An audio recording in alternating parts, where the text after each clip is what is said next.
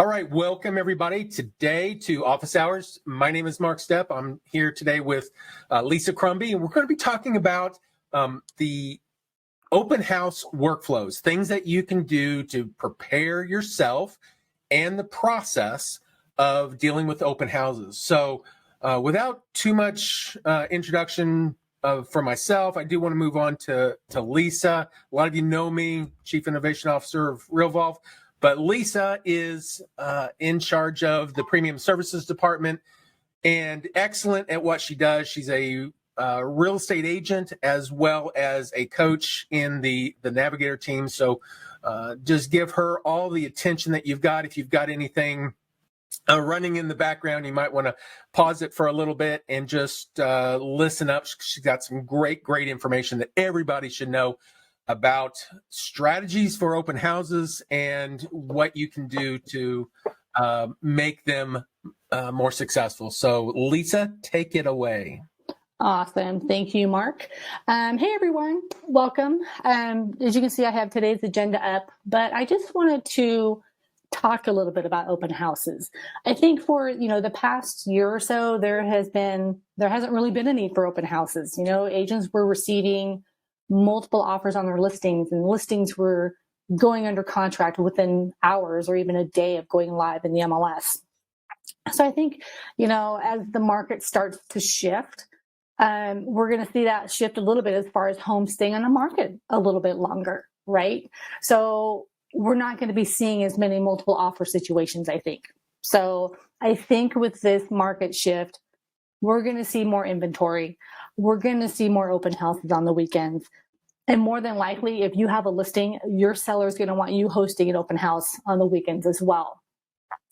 So with that in mind, I just want to share with you all, there are 3 workflows that I feel that you should have in your Revolve account that you should have in place. And if you don't, you should absolutely create them.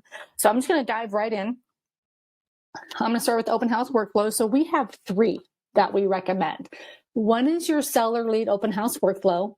That is a property workflow that you would start on your listing. And this is more of, okay, we're going to host an open house for my listing. This is everything I need to do and my seller needs to do to prepare for the actual open house. Then we also have 2 additional workflows. These are contact workflows. They're for, if a buyer comes into your open house and you want to follow up with that buyer, we have a lead open house buyer workflow. If a seller comes in, a lot of times we see sellers in the neighborhood and they're looky-loos and they want to see what's going on. And we have a workflow for that as well. So just want to let you know too, every agent works a little bit differently and everyone has different processes for their open houses. I just want to review some of the activities that we have here and maybe it'll trigger an idea or 2 for you. I want to make sure that if you have questions, feel free to speak up, post in chat as well, because we want to answer all those questions for you. So let me go ahead and go right in. The first thing I'm going to start with is I want to talk about the seller open house workflow. Again, if you have the listing, you should be conducting an open house for that listing itself.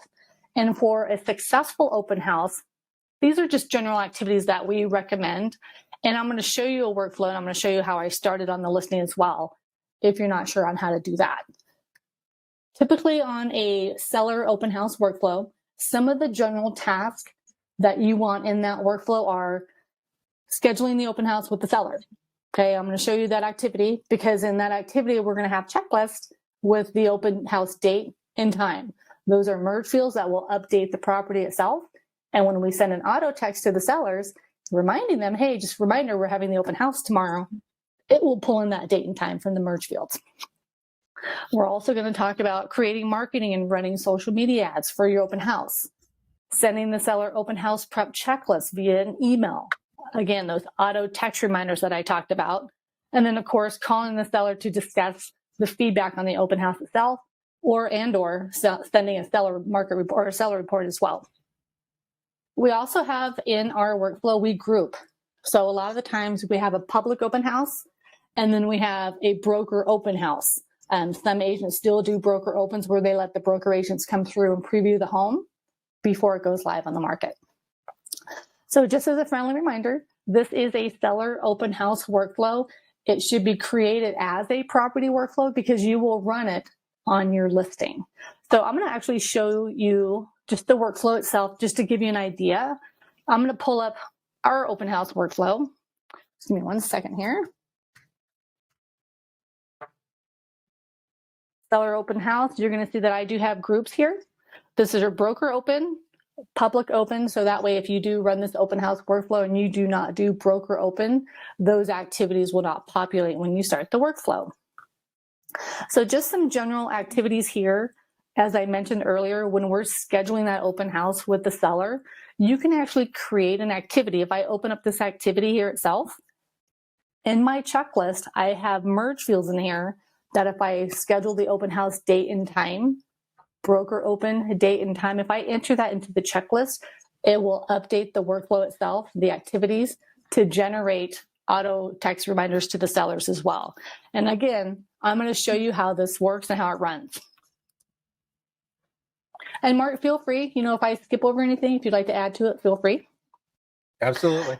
You're doing great. Some general activities also that you should have in your workflow, just to-dos, are to go ahead and create flyers for your open house. You want to run open house ads on your social media in that as well, so nothing gets, missed. Have a checklist in that activity. Make sure that you're posting those social media ads on Facebook, Twitter, LinkedIn, etc. And then, of course, we have broker open activities, sending out those flyers to the agents, distributing open house flyers throughout the neighborhood. Again, everybody works differently. So you may, for me, for example, if I have an open house, the first thing I'm going to do with my flyers prior to the open house is I'm going to print 50 flyers and I'm going to deliver them to the 50 nearest homes or the closest to that specific listing. So sellers know, hey, there's a new home on the market and it's going to be held open the next day. That is without a doubt. I do that every single time. We have a to-do in here. If you're not one to hold open houses and maybe there's a newer agent in your office who would like to hold it, we want to secure that open house. So right here, you could actually, is there Mark? There is a host. You can put in as a checklist there, the host. Open house host, right? Yeah, I think it's just. Here we go. Yeah. So now you can kind of, go ahead, Mark. The other thing that I was going to mention at the first activity that you had the open house date and time. There is an end time as well. So if you wanted to bracket your times, if it was from 2 to 4 or whatever, a 2-hour open house, there is also the open house end date and time, I believe. Yep, there it is. Yeah. So, you might want to make sure that you deal with those as well. But definitely if you're an agent that is established, you don't like doing your own open houses, and you want to help a junior agent of some sort that's maybe in your team or in the same brokerage, you want to give them some opportunity to, get some leads and stuff. This is certainly a way that you can do that. Ask them, would you be willing to do this? Give the rules and regulations that you want to do, but definitely put that as part of your workflow so that somebody's going to be there who is actually going to be hosting this, and that puts it in as a person in the people tab so that who is doing the open house for you. Right. And a nice thing too, in your templates too, so if you email the seller or even send that auto text reminder, you can put this merge field in that template and say, so-and-so will be hosting your open house, and it'll pull that information. So very valuable piece of information there. So awesome. Thank you, Mark. Let's see what else. Outside of the broker open, I'm not going to go too deep into those broker activities. I mainly want to talk about public open house. So some activities that you may see in here, like arranging food, et cetera, for your open house. Not many people do that anymore, but again, it's in here. If that's something that you can do, you can also do a checklist here. So maybe you want to add in here food, water, miscellaneous, if I can type here. If you wanted to add in water and just keep adding to that checklist, you're just typing in the box, hitting enter, and then updating the activity itself. Yeah, that's a great way of just creating the checklist of what you need to take with you. Once the open house starts, you're not going to want to be, or you may not be able to leave or not want to leave, and making sure that you have everything that you will need with you in some kind of box. Take it with you, and just a prep box that you take for all your open houses. Exactly. And then it's kind of, I scroll down this list a little bit. What I recommend when you're adding activities to your workflows, if you decide that you want to make an email or a text message automatic, I always put an A in front of my activity. That just mentally, it'll just tell me, oh, I know this activity is automatic. But this activity specifically is a reminder to the sellers of the open house. And like I mentioned, when I send out that text message, so let me open up the template for you. I'm going to preview this template. It's going to open up in a new window. And then you can see right here, this is what the automatic text is. It's going to say, hi, seller. Just a reminder, the open house for 123 Main Street is on tomorrow at that time. Please let me know if you have any questions. Okay, so this is where when we put this information in those checklist items and the above activities, when I send out this automatic text, it's going to pull in all that information that I put in previously. Okay.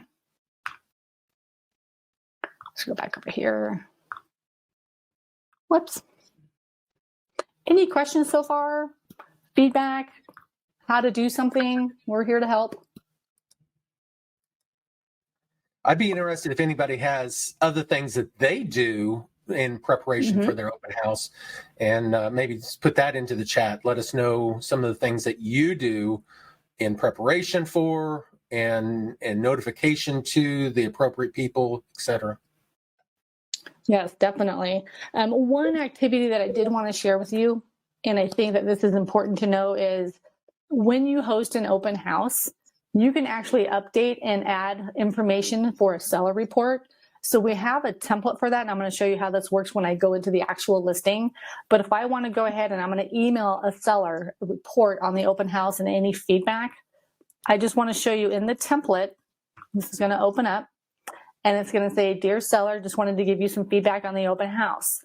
When I put the information, the feedback into the seller report, which I'm going to show you momentarily, you're going to see this merge field right here for seller report non-sent only. So when I input information regarding the open house and I send this report to the seller, it's going to pull from that message to the seller the report, which I'm going to show you here in just a few minutes. Okay, so this is a very valuable merge field here. Okay, so what I'm going to do, I'm going to hit save here. I don't want to lose anything. I'm going to go to the dashboard and I'm going to go to a listing, and I'm actually going to start the seller open house workflow. So I'm just going to go over here to 123 Main Street, Denver. And I would have already had this information in here because I would have gone on my listing appointment, but I'm just kind of starting from scratch. So I'm going to put my listing price at $500,000. I listed the home today, expirations in October. And I always have in my people field, I want to make sure I'm in there as the seller agent, and I have my sellers in there. And if I'm using a listing coordinator, then I want to put their information in there as well. So I'm going to just, for fun, I've already kind of gotten a little start on this. I put the people in here, and now I'm going to go ahead and I'm going to go to the radar tab. Remember, the seller open house workflow is a property workflow if you create it that way, and you want to start it on the actual property, not on the seller. So I'm going to go ahead and I'm going to start this workflow, and I'm going to choose the open house. And I'm going to select next. And again, we have groups here. So if you do broker opens, then you can go ahead and keep these activities in here. If you don't, you can unselect it because it doesn't apply. We'll go ahead and hit next. I put myself in as the listing coordinator and the listing agent. I'm going to select next. Open house date. I don't have that in here yet. You don't need to know it right away because we have an activity in the workflow. This is the way you coordinate it.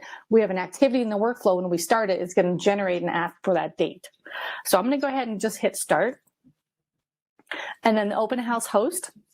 I don't know who that is yet. But remember, if we secure an open house host in the activity, once I complete that activity, it will update here. Okay. I'm going to go ahead and select done. We're going to just give that a minute to generate the activities.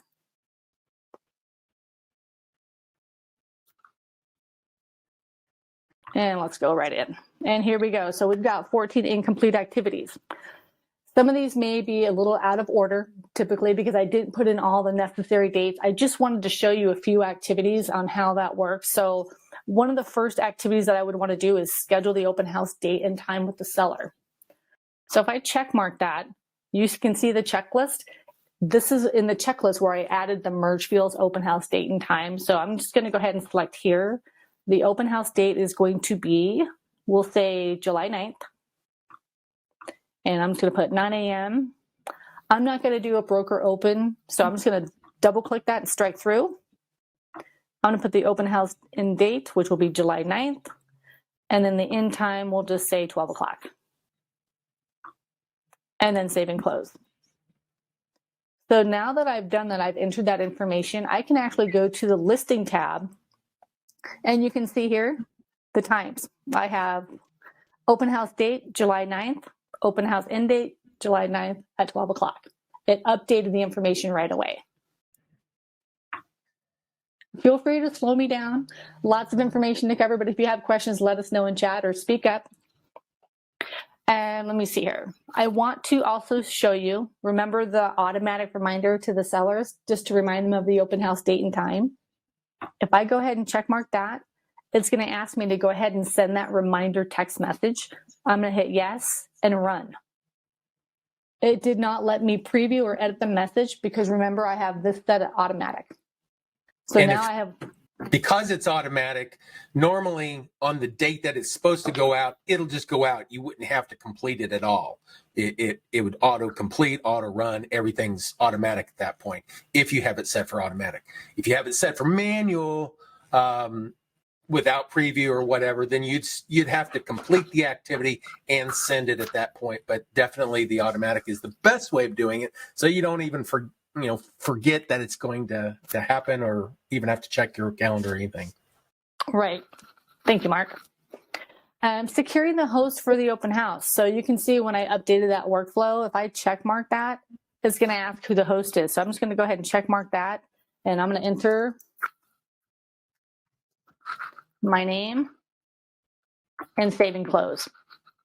So now eventually when I go to email my seller, in my template, if I say the open house is set for Saturday, July 9th, the open house host will be, it'll pull that merge field. It's going to pull in Lisa Ruppel.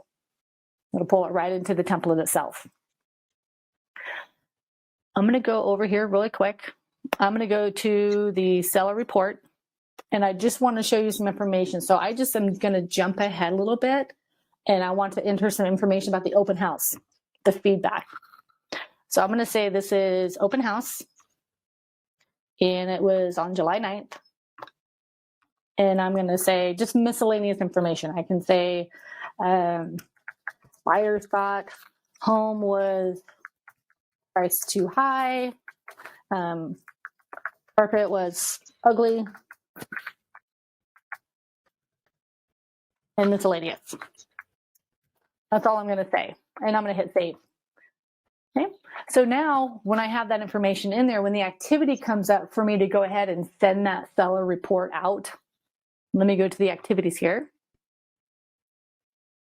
Let's see here. Email seller open house report.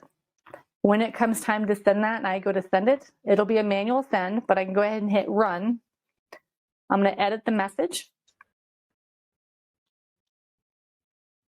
And if I hit preview, it should pull in that information that I just put. See that? Buyer thought the home was priced too high and the carpet was ugly, miscellaneous. Any questions on how I did that?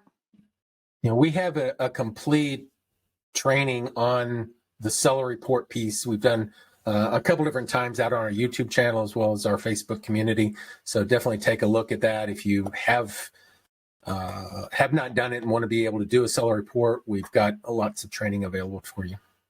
Mm-hmm.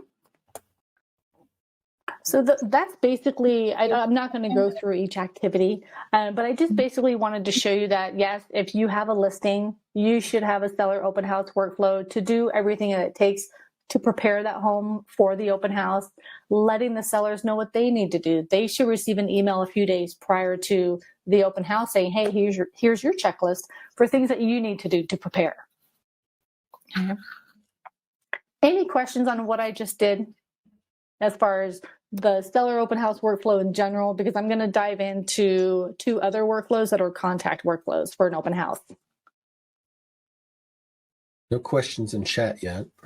Guys, just put it in chat or unmute yourself if you do have any questions. Perfect.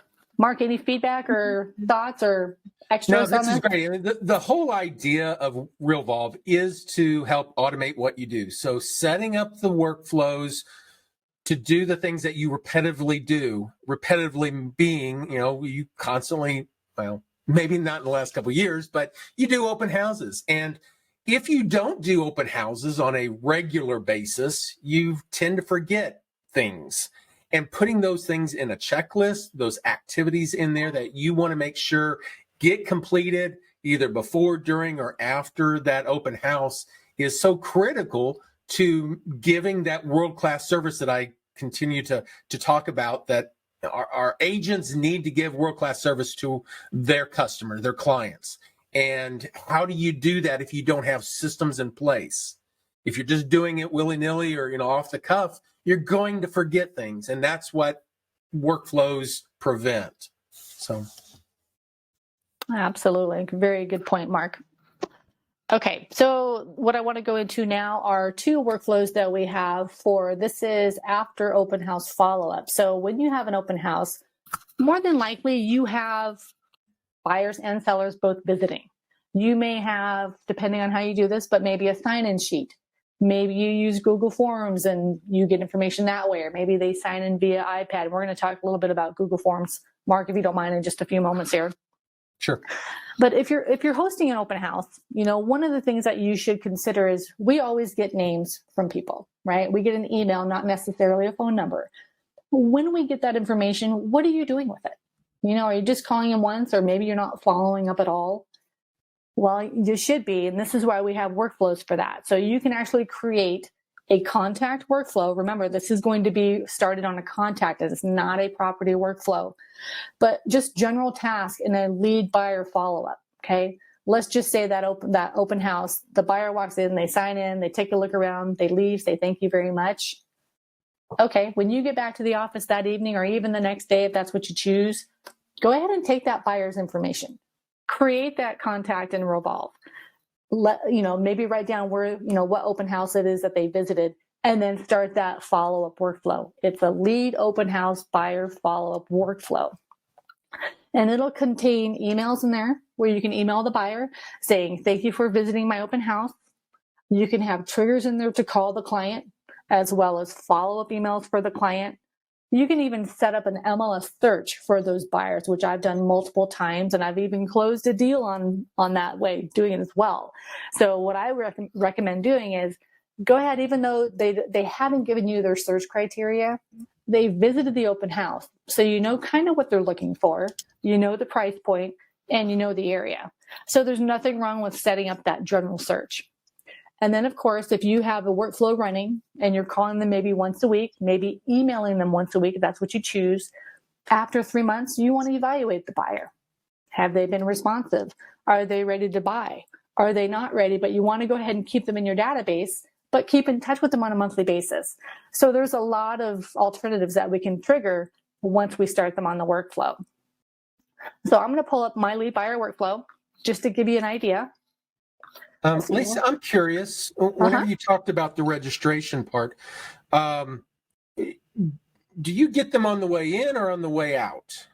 I mean, most of the time it's on the way in. Okay. I've had, triggers to where, the seller would prefer if you sign in before you preview the home, right at the front door. Okay. This might be a good point too, Mark, because I know that we've had quite a few clients create Google Forms that people can sign in at the door by filling out the form, and it'll auto-generate the client, and it can start the workflow right away. Exactly. So, Mark, would you mind talking about that for a few moments? Yeah, sure. You want to switch it so that I can let me stop here. and share screen. Okay, so this is a form. Now, my my initial thought was catching it after the fact. That's why I asked the question. Was, do you go through and collect the information before or after? The thinking whenever I generated this one was, well, I want them to give me some feedback, and they can't give me feedback until they've taken a look at it. So I've gone in and just created a Google form, and let me just pull over the actual form itself.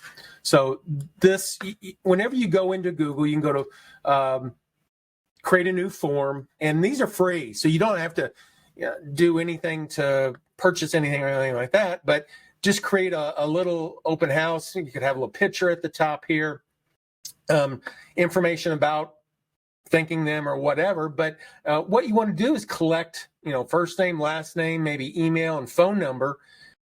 What I recommend doing is actually having the open house address as a selection on here. Maybe you've got multiple addresses that you're doing open houses for, and they can use the same form all the time. All you have to do is add the address in here, and then they just select it. If there's only one address, then they just select the one address. It's no big deal. But the advantage here is that that address of that open house is now known, and it's being fed back to a spreadsheet of information that you can import into the database. But then once they select that, the thought was, collecting it back on the back end, that you might have a open house feedback. Now, in lieu of this, if you're doing it ahead of time, all you're doing is collecting maybe the first 4 fields there. Then as they register, and we set this up as a zap, you can actually create a zap that says, bring in the information from the spreadsheet. What happens whenever you fill in a Google form? This form information actually goes into a spreadsheet.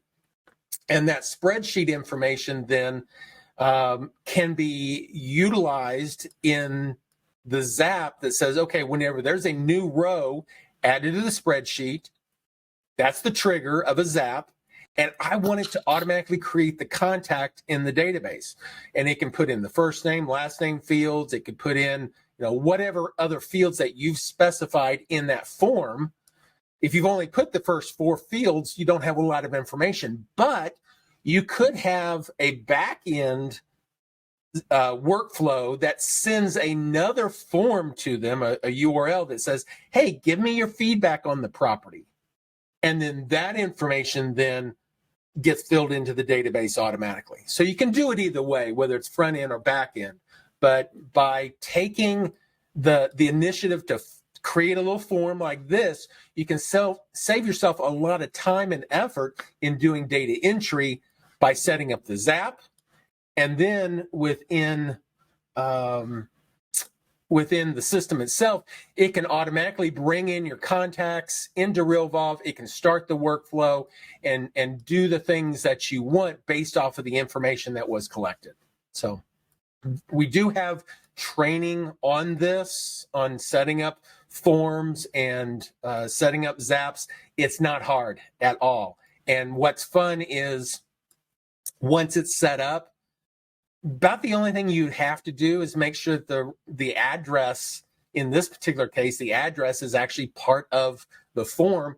And then you can use the same form, the same zap every time. And that could really be a checklist item. Did I change my form in my registration page? Would be a checklist item you might add to your pre-open house checklist, just to make sure everything gets done. The other thing that I put on here is, are you currently working with another real estate agent? Yes or no? You don't want to be caught in that trap. Do you want to receive my newsletter? Are you interested in a home valuation? And if they answer yes to that, then it can take them to a place where they can enter their property address. So this just gives you a much easier form for collecting that data. Zap it right in and you're good to go. I love that too. And the nice thing too is when you're collecting this information and it can auto add that contact, it doesn't necessarily need to auto start a lead buyer or lead seller open house workflow because you don't know specifically if it's a buyer or a seller. But you could create a mini workflow that is like a mini open house response saying, hey, thank you for coming to my open house, and then getting that information, and then you can evaluate that person and then say, okay, they are an active buyer or they're a long-term buyer, long-term seller, and you can redirect them into another workflow, which is really nice. Yeah, just having that in this form, whenever they're coming in, are you interested in buying a house in the next 30, 60, 90 days? Give them some options. And if not, are you interested in selling your home? Whatever.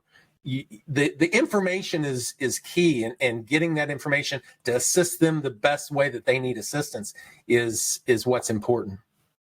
Right. I'd be curious to know if anyone uses Google Forms, or if you would be interested in using the Google Forms for this. And I think we actually have a training or a video on Google Forms that we can send out, because it is really a valuable tool. It's great. Okay, let me reshare. Thanks for sharing that, Mark. Okay, so getting back to the two workflows that I said were contact workflows, we have a lead open house buyer workflow. I'll share that with you briefly. You should also have a lead open house seller workflow if that person is a seller. So I'm going to go ahead and open this up. And Mark, if you wouldn't mind keeping a tab on who would like training on the form. Absolutely. Okay, so lead open house buyer, again, this is a contact workflow. And there's only 8 activities in this one. We're actually in the midst of refining our workflow because I think it could be longer. It could be a little bit better for communication. But the first thing that you want to do that's going to happen when you start this workflow on someone is we're going to send them a thank you for attending my open house. Okay, so this is going to be 0 days after start date. So right after I start the workflow, the action is to go ahead and send that person the thank you email. So I'm going to just show you a template in general and what that looks like. Okay, and it just says, dear greeting, just wanted to reach out and say thank you for stopping by my house. This is a really good idea if you wanted to, if you use BombBomb, to throw in a video on your open house and say, hey, thank you so much for coming to my open house at 123 Main Street. Really appreciate you stopping by, and et cetera, et cetera. So there's a lot of creative ways that you can use in your templates and really make them pop rather than just a simple, thanks for stopping by. Are you ready to buy a house? Let's create some value. Let's show our faces. Let's smile and show how happy we are to assist them with their real estate needs. So let me go back over here. Okay, so in this workflow, like I said, it's pretty basic. We always want to call. Okay, I'm really big on when I make a call, I want to make notes on that contact record. So that next day, I'm going to call that buyer and say, hey, thanks again for stopping by my open house. Do you have any questions, or is there anything that I can do to help? Whenever you have a call activity, and I can't stress this enough, is you should always have a merge field in there for notes. Okay, every single call, every activity, every workflow, because whenever I have a trigger to call and that activity comes up, I want to be able to input notes, even if it's just left message. But I want to put in, say, I spoke with Sally Joe. She wants to purchase a home in the next 3 months and she wants to spend $5 million. Okay, so I want to be able to put that in the notes so it will show up in the radar tab anytime I pull up that contact record. Any questions on that? On just adding the call notes merge field? Once we start the workflow as well, maybe it's 1 day after and then a week later, and then maybe how often you want to follow up with a lead buyer, we're going to go ahead and send them an email. Have you been pre-approved? Do you need a lender? Let's talk about their financing. Maybe if you have their information and you work closely with a lender, maybe you want to reach out to the lender and say, hey, I have a potential buyer for you. Maybe you can give them a call for me. So we're just going to continue to email and reach out to them. The same with our calls. We call them right after the open house, and then we have a trigger to go ahead and call them every week for 3 months. Because at the end of 3 months, and the same with on the lead seller workflow, we're going to evaluate that lead. This is important because what are we going to do with that lead if maybe they've responded, but maybe they haven't responded? So I'm going to show you a few different setups that we can do here. Okay, so when we're evaluating that lead after 3 months, I can either put them on a follow-up workflow, which is just strictly phone calls, I can put them on an active buyer workflow, because if I stop this workflow, let's just say I talked with the buyer and they're ready to start looking, I can stop this workflow and be triggered to put them on an active buyer workflow right away. Or maybe I spoke with them, or maybe they never responded to any of my emails.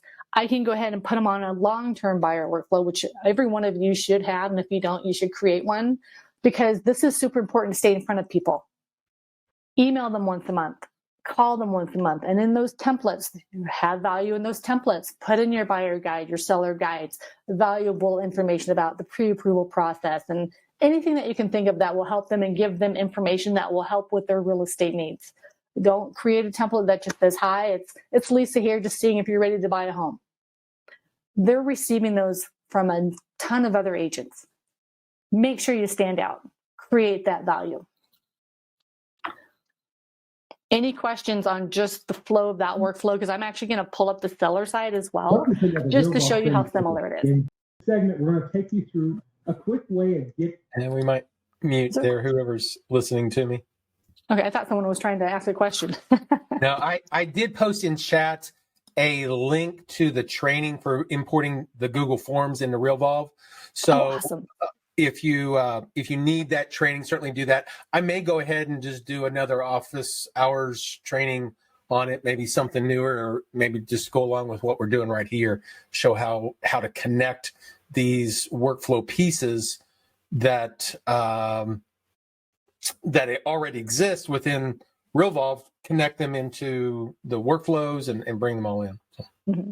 Do you think, how long would that take, Mark? Because I only have maybe 5 more minutes. Would it take longer than 10 minutes to go through that? Probably I can go right through it. Yeah. Okay, perfect. So really quick, I just want to go through and show you the lead seller and how similar it is to the open house buyer workflow. So on the seller side, we have different activities here because it would be a potential listing, but we may want to go ahead and add them to our newsletter list.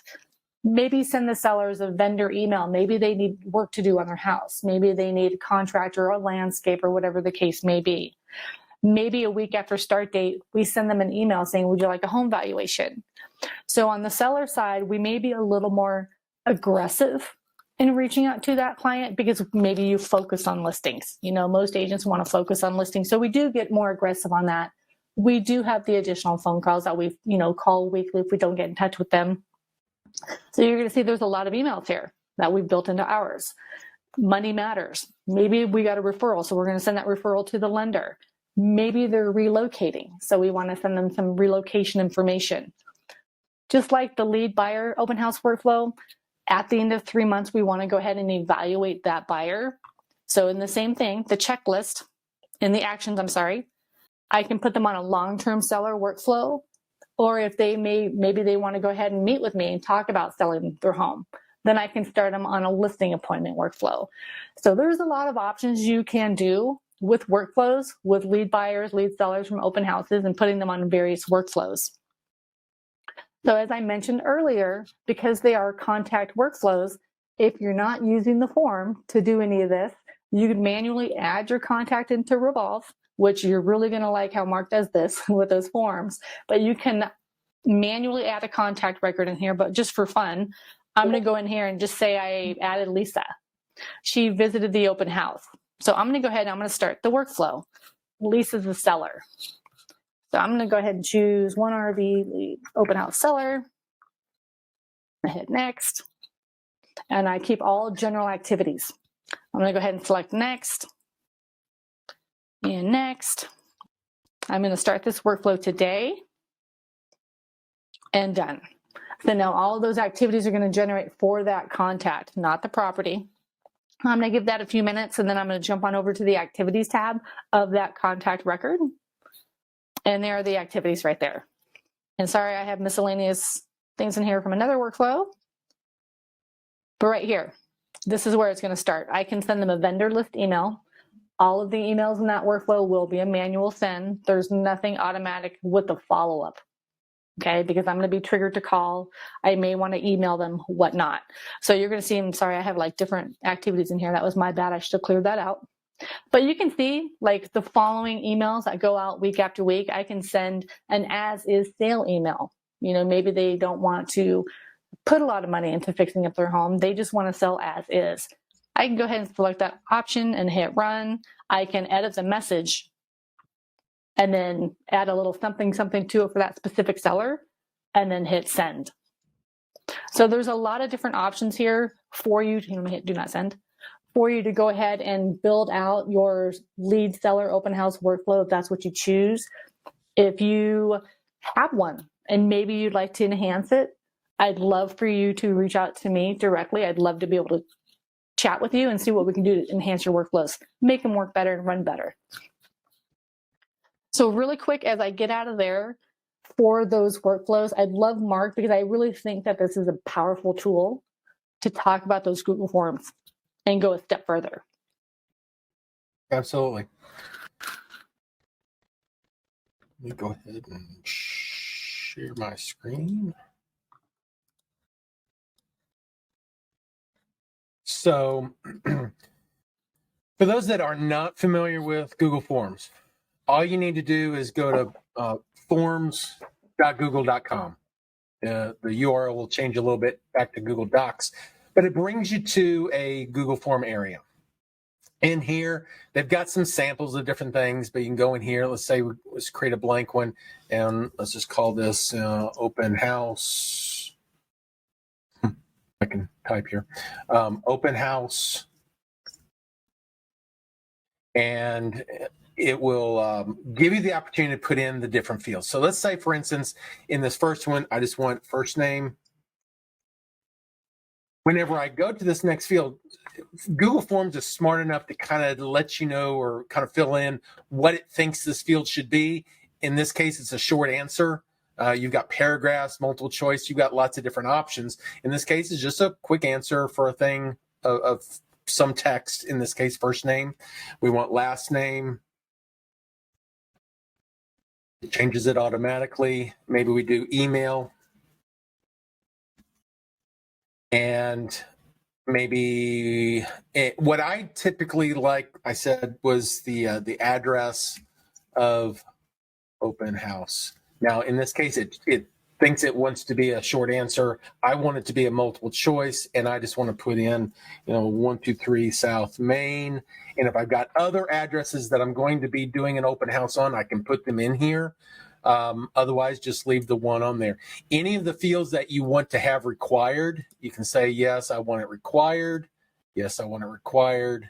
And yes, I want it required. If you want phone numbers or other information, are you working with an agent? Those types of things that you might want to know ahead of time, you certainly can. If you just want the basics, you can do that. There are some areas in here for settings where you can make a few alterations based off of need, but some of the things that you may want to enable or disable, you can certainly go through and do that. But what's going to happen is any of the responses by default just stay into the form itself. What we want to do, though, is we want to connect this to a spreadsheet. So I'm going to create this as a open house spreadsheet. I'm going to put this as office hours. I've got one already named open house, I'm pretty sure. So I do that. So what that then does is it says, okay, I'm going to add a timestamp. When did this name come in? But I'm going to go ahead and add in the fields that you've specified in the form. So if I go back to the form and I say, well, I want to take a preview of this. I want to look at it. And there's the information. What's the first name? Barney Rubble. Address, Barney at stonehouse.com. Sure, that's probably somebody. And what address? Well, 123 Main Street's the one I'm at. It's the only option. So go ahead and hit submit. What that does then is that then takes that information and submits it onto the form for me. So I've done the attendee of the open house has filled in the information. They've put everything in there. Now it's a record in here. Now at this point, I can go over to Zapier and, I can go into Zapier and I can create a new Zap. in this creation of a new Zap, it's going to ask me what is the trigger and what is the action. The trigger in this case is a spreadsheet. The new spreadsheet row, it's an instant feature, means as soon as a new row is created, the Zap instantly triggers. That's what we want. Then we come over here and it's going to say which account. We have several accounts in here, but if we come down here to Mark, where's my Mark? No, right there. Mark at realvolve.com. You're going to choose yours, obviously, or you're going to set up a new account if you haven't done this before. Which spreadsheet am I going to do? Now, I just set up this office hours one, so I can choose that. Which sheet, and the sheet part of it is this thing down here at the bottom. There's only one sheet, which is form response. So it's going to say which sheet of that spreadsheet, and we're good there. So then it's going to say, okay, let's test it. Did we get data? Well, yeah, Barney Rebel. We just entered that information as a test, so it's in there. So you do have to make sure that you do at least one test prior to doing the setup. Then at that point, what is the action? We've got the trigger. The trigger was we added a new row into the spreadsheet. What's the action that's going to happen? In this case, we want it to go into Realvolve. So we choose Realvolve. The action part of this is going to be create the contact. And which account do I want to put this in? I'm going to put this into my training,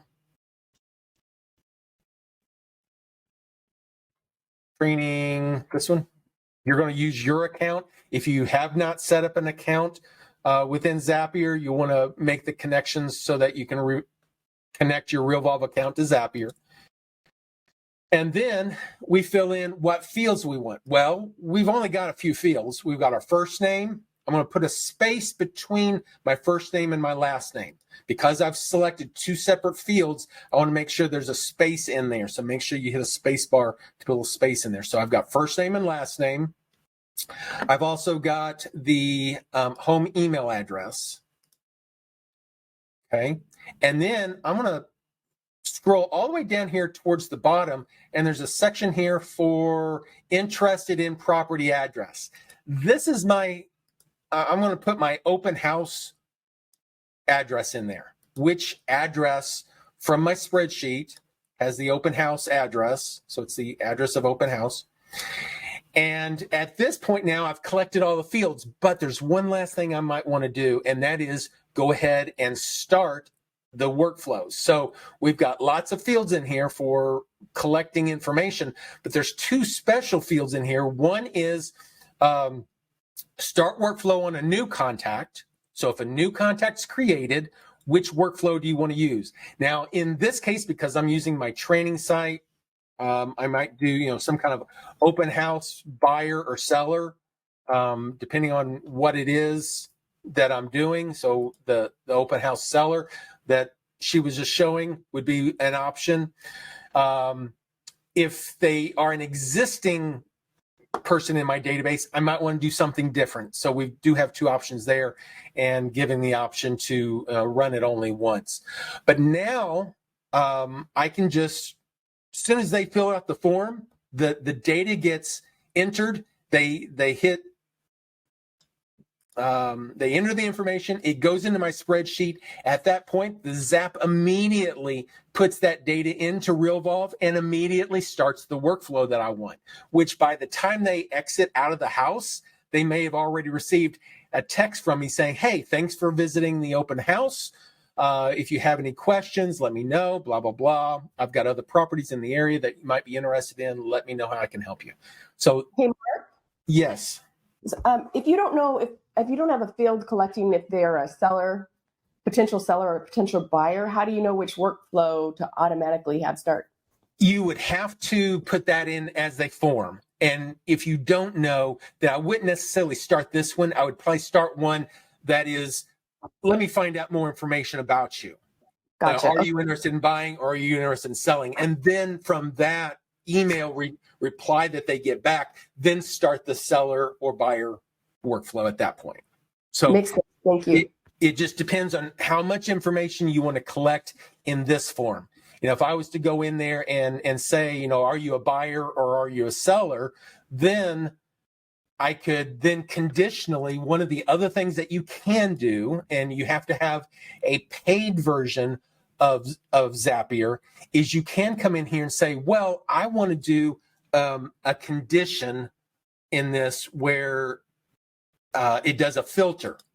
And you can say, based off of the value of a certain field, say, for instance, it didn't like whatever I just did.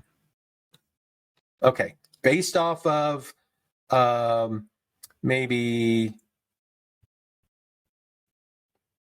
well, if there was a question on there like, are you a buyer or are you a seller? Well, if it's if the value contains buyer, then continue. Otherwise, don't.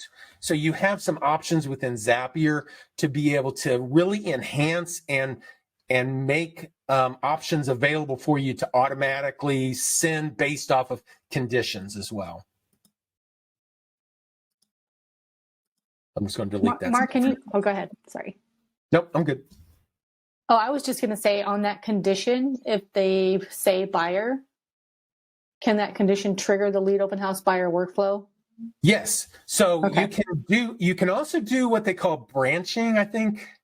There's a few different things that you can do that are just Zapier features. So if you do a search for Zapier, they have formatting, they have delays, they have there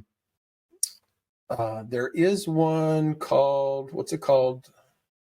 Well, I don't remember the name of it, but it allows you to, path. It's called path, I believe.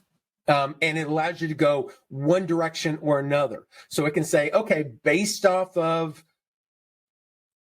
this being a seller, I want you to go down this path. If it's a buyer, I want to go down this path.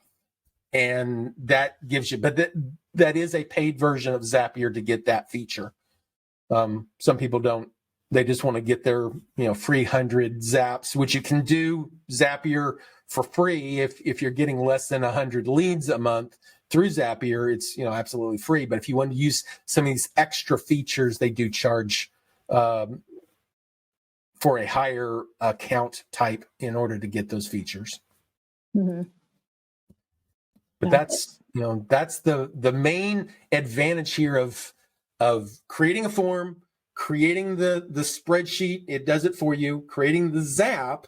Now, anytime I do an open house, the only thing I have to do is come in to this area, add my open house, delete the ones that maybe I've already done, and then it just rotates the same form every time. Put that as a bookmark on your maybe iPad or whatever you're using to take those registrations, and click on it, pulls it up, and they fill in the information and go on. Make sure you wipe it with a cleaning solution afterwards to not catch COVID. But other than that, all the automation is there for you, built right into Zapier and workflows.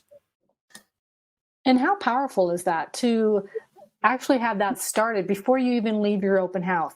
People are signing in, they leave, they get a thank you. Rather than you having to go back and input information of 15, 20 buyers that came through the home, this is all automated. So Absolutely. Google Forms, and you can do it more than on open houses. I mean, I could talk all day about Google Forms and where to put those forms in your templates to get more information, to update client information. There's a lot that you can do with Google Forms and Zap. Absolutely. That's maybe another call, right, Mark? Absolutely. Do you have time for a question, or do you have to end right on No, the hour? absolutely. Okay. So once it Zapier automatically puts it into your Realvolve contacts, is there? I see that you're putting the open house address in there.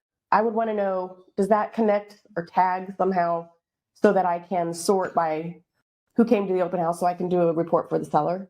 So what I would do, one of the things that I did in my Zap, where's it at? Because I'm going to be familiar with the names, and they're just going to be random in my contacts. Yeah, absolutely. So there is a field in here for tag. So let me go to the one that I did, open house registration. This has got the bigger form of information, not just the 4 little forms. But one of the things that you can do is, if we scroll down here, there's a section for tags. So I created a tag called open house. I also created another tag. It's comma separated. So there's open house, comma. That means open house is one tag. OH for open house, and then the property address that I'm using. So I'm doing an open house for 123 South Main Street. Did they want to be on my newsletter? Newsletter, yes or no? Do they want a home valuation? Yes or no? And then those are separate tags. So at any time, I can go in there and say, well, everybody that visited my open house on 123 Main Street, are they interested in a home valuation? Boom, I got my list. I can send out an email to every one of them, saying, hey, here's the information that you wanted about your house, blah. Or, now I've got them on my newsletter list. I can filter that and then do a quick add to everybody on my newsletter list. There's just an endless number of things that you can do there in an automated way once you tag them how you need them to do things. Are the tags correlated with the questions, or are you just making up those tags separately? I'm just making up the tags. It'll add them for you automatically. Okay, perfect. Thank you. It's really cool. Yeah. Awesome. Thanks, Mark, for going a little deeper on that. I thought this is the perfect time to introduce these forms. Yeah. And we've done other trainings just on forms, but if it's a big need, we can do it and go into a little bit more depth too. Yeah, absolutely. So thank you for sharing that. And really quick, I know that we are over time, so I wanted to give you a couple minutes if anyone had any questions. Wanted to share with you that we do offer our premium services. I don't know if all of you have heard about our Navigator program, but that's meeting with a navigator twice a month. We're offering it right now for the next few days for 33% off, which is an extreme value there. But we also have a self-service navigator program. If you're more of a do-it-yourselfer and you want to take your time, we have that program as well. So if you're interested, or if you have further questions about it, reach out to sales@revolve.com, and they'll be more than happy to answer any questions that you have regarding that. And then just one more thank you before we get into Q&A.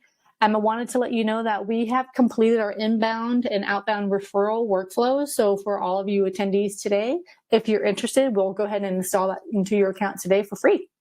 So just let us know in chat, give us a thumbs up or an I do, and we'll go ahead and install that for you. So at this point, I'd like to open up for any questions that you may have. Kathleen, got it.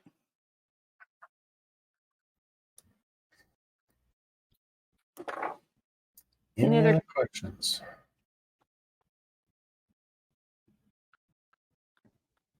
You make it so easy. Well, it's not as hard as what most people think it is. And once you understand a few minor concepts, it actually becomes very easy. And it's like, oh, I can just do this. I'm constantly thinking about how are ways that I can create forms to do this, that, or the other thing. And then you can also set up emails that send out the link for the forms, but those links even contain pre-answered values like their email address. So whenever they click on the link, it can automatically fill in their email address so that whenever they fill in the information, it will update your existing contact record in the database. So now you're not even having to worry about updating contact records. Let the forms do it yourself for you. Wait, so you're saying they're already a contact, and then at what scenario would they be updating? So if they have a home mobile phone or home email address that exists already in your database, it can update that existing record for you. Those are two key fields in a ZAP that says, okay, instead of creating a new record, I want you to update the existing record. Oh, so if they're already in my contacts and they come to my open house, okay, gotcha. Wow, yeah. That's deep. Yeah, it's it's a much better way, very clean. Make sure that your database gets updated for you without having to deal with duplicates and stuff. I love that. I hate data entry. Yeah. Any other questions? All right. Well, Lisa, thank you so much. You did awesome once again. I appreciate you every time you come and attend this.